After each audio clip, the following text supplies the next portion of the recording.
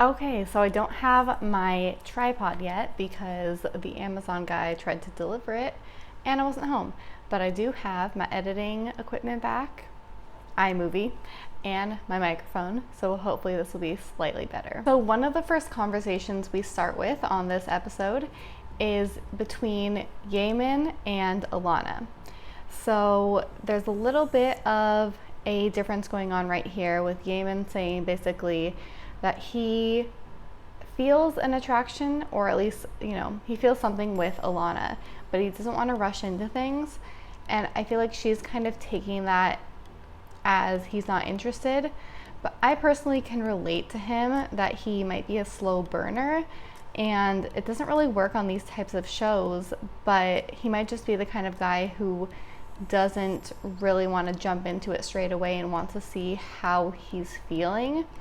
I don't necessarily think that it means that he doesn't have a connection with her. Usually people say they don't feel that spark right away, then it's just not going to happen. But I get him because that's how I am. Like with the person I'm with right now, I didn't feel an instant spark or connection necessarily, but we've been together for 4 years. So I got a little bit distracted looking at stuff on the internet when the boys came in at first. And I didn't really kind of get an idea of who they're interested in initially, so just gonna skip that part. Cormac, my notes on him at first were that he kind of looks like Zac Efron just a little bit, especially when he had that hat on.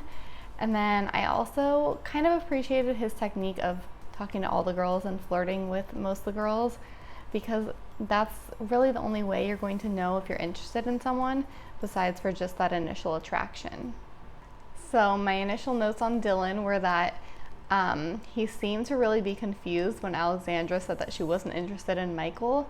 And I wanted to take it as that he sees that Michael's super attractive and he didn't really understand why she didn't see that. I'm not sure if that's why he seemed confused, but that's just my interpretation of it.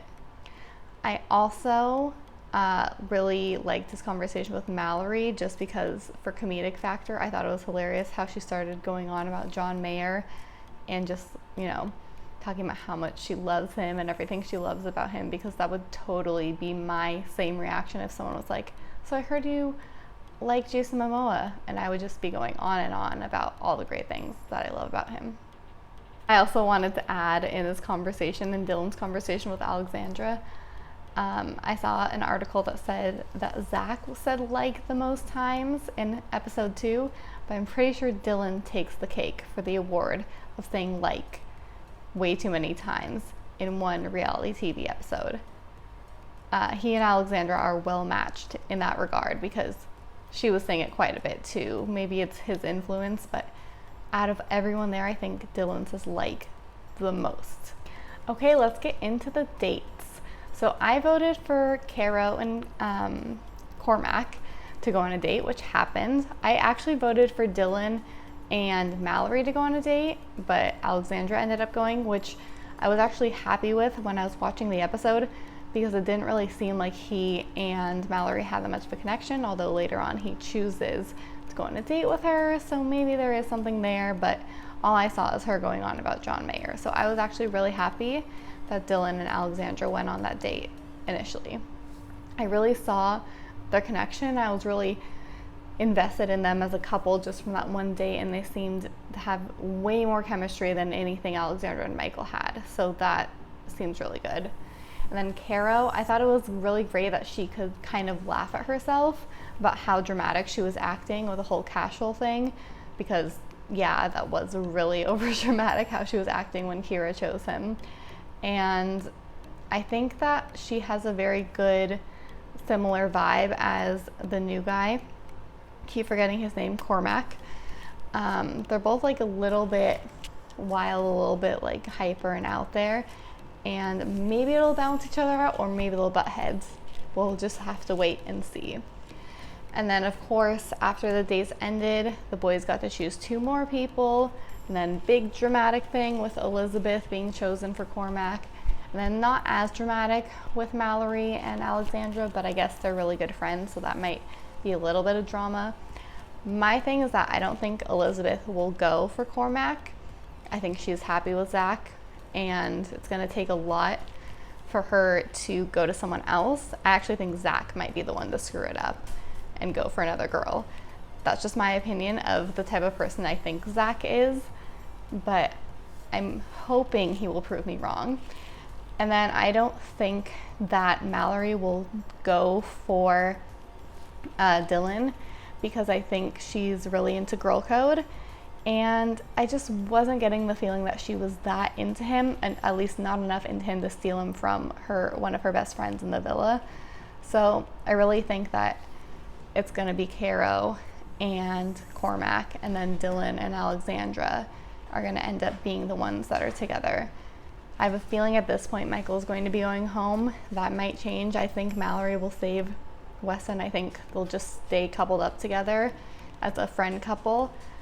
But that's just those are my like predictions right now. My dog decided to make a surprise appearance because I'm not paying attention to him. Michael, I forgot I was going to talk about Michael. So I feel like Michael is insecure, and I feel like he could have been more redeeming if he had realized his faults in not having more conversations and banter, as they say in the UK. But instead he's like, oh, the girls don't want me? Well, plenty of girls want a guy like me. And that's really unattractive, and it's just, you need to have some kind of self-awareness to really think about, okay, why, if you are so hot, why are girls not into you? Because he is super attractive, but there has to be something missing. And I think, all these people on the show are attractive, but I think Michael has never had to have a personality because he's so attractive. Us people who grew up not being attractive, or like kind of being on the outside a little bit, had to develop some kind of a personality to get people to like us. So I don't think Michael has ever had to do that in his lifetime, and I think that's why he's not getting along with people, and the girls aren't as interested in him when they get to know him, because he's attractive, but so what? The other thing I forgot is that I want to talk about the narrator. He's getting a lot better. It's still not as good as Love Island UK narrator, but that show's been on for 5 seasons, so I'm going to give him more of a chance. I might have been really harsh on him at first. Nothing has really been super funny yet, but it feels way less forced now, and it's like getting almost funny, so that's good. Thank you for watching. I hope you are enjoying my recaps. Thank you for the comments. I think it's just one person who commented in my last video. Thank you to that one person. Thank you for the likes. Again, this is just super casual, something that I really enjoy doing. Enjoy watching this crappy reality TV and recapping it, so thank you for watching it with me. If you have any comments or questions or want to interact with me at all, you can comment down below, or you can find me on Twitter or Instagram, and yeah, just connect with me wherever you want to. And goodbye.